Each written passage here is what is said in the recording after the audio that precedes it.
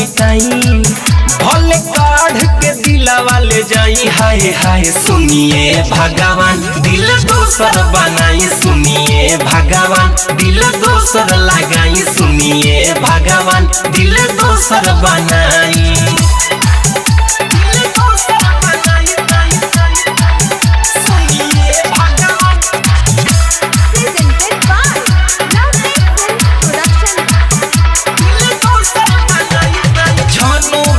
बना रहता हो का करी बहुत दुखाता हो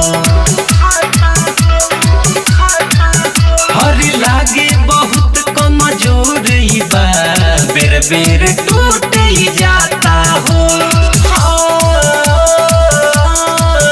तोड़ दिले बिया हर जाई नहीं होता वे कवनो दवाई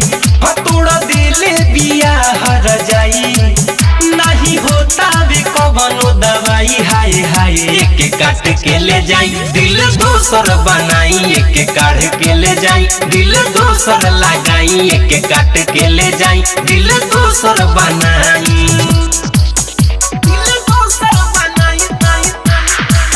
सुनिए भगवान डीजे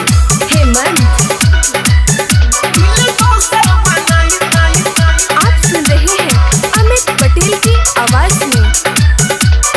ऐसन तू दिल बना दहो टूटे के झंझट हटा दहो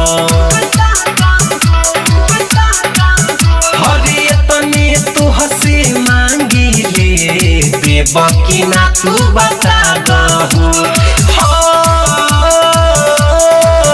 खाली कह दो कि हम मर जाई